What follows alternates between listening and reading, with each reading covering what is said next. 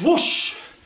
Yes, the Nike tick. What gives an exercise the tick of approval? But more importantly, what gives an exercise your tick of approval? Because different people have different ticks depending on what they're training for. Here's a nice little step-by-step process to analyze any exercise to see if it's right for you and right for your goal.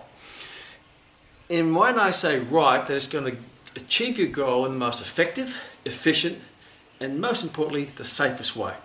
So first of all, before you even look at an exercise, you have to evaluate your goal. What do you want to get out of the exercise? Is it to burn fat? Is it to build muscle? Is it to develop strength, increase power, or develop some form of specific strength or power or movement pattern for a specific movement such as a sport? So make sure you keep that in mind, because the exercise has to be directly related to your outcome. Not just do an exercise because it's fashionable or trendy, but do it because you can see the link and say, hey, if I get better at that, that's going to help me achieve this. So the first one is the obvious one, is it safe? So any exercise that involves rotational movements, causing rotational forces and shearing forces, or exercise that puts stresses across joints or uses swinging and momentum, there's a big warning with those exercises, because they're obviously going to put greater stress on the joint, not just from a traction point of view and a compression point of view, but more from a rotational shearing force point of view. So yes, they're very fashionable at the moment, and you may do them for specifics for a sport, but for the average person, all you're doing is increasing your risk of injury. And when you're injured, you will lose the muscle, you put on the fat, you lose the strength, and you decrease the power because you can't train. So an injured athlete or injured person is really can't do anything. You can only just try to maintain, if not go backwards. So don't get injured because you can't do anything. The next step is it functional, or is it specific to the movement pattern that you're trying to develop? So is an exercise laying on the ground, is that functional? Well,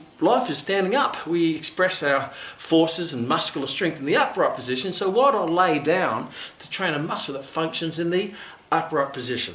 Are you swinging a weight? Well, is that functional? People say it's functional, but is it functional to you? What part of your life do you swing loads with a long lever, with a load at the end of the lever and above your head?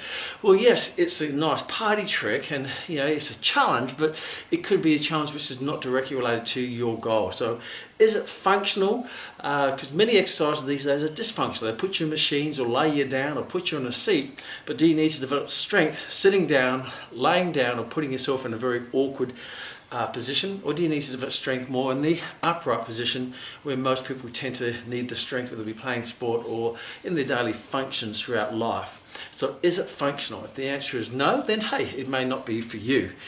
The next one, is there a benefit? Does it actually, if you want to burn fat, does this exercise actually burn fat? Does it express a lot of energy expenditure? For example, if I want to burn fat off my tummy, laying down on the ground doing crunches is not going to burn fat off my tummy. It's not even going to build muscle because there's no load. It's not even functional. So doing crunches is dysfunctional, doesn't burn fat, doesn't build muscle. All you do is get maybe a bit of carpet burn on the back from going up and down.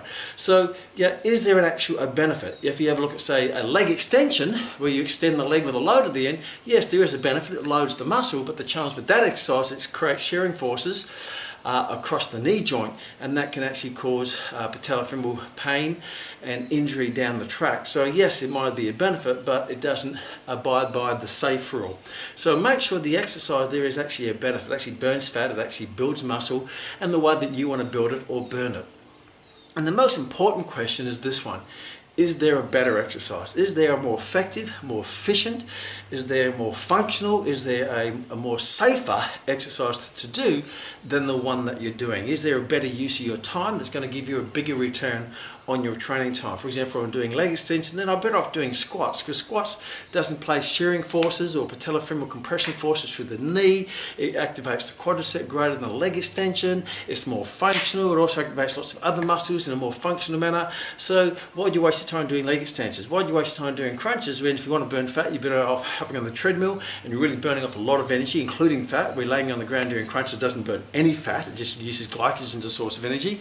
Or if I want to build the muscle, I'm better off building the muscle in my abs by doing deadlifts and squats, where I'm training the abdominals in a more upright functional position that is very related to life, rather than laying on the ground in a dysfunctional position where I don't have to support the pelvis, the lower back, and I'm laying down in the on the ground. So is there a better use of your training time, because ultimately in a time-starved society we want exercises that are safe, that are effective, and are also very time efficient, that achieve the goal that will help us achieve what we want to achieve, whether that be playing a sport, looking great, or performing great in life, and that would be no cow poo.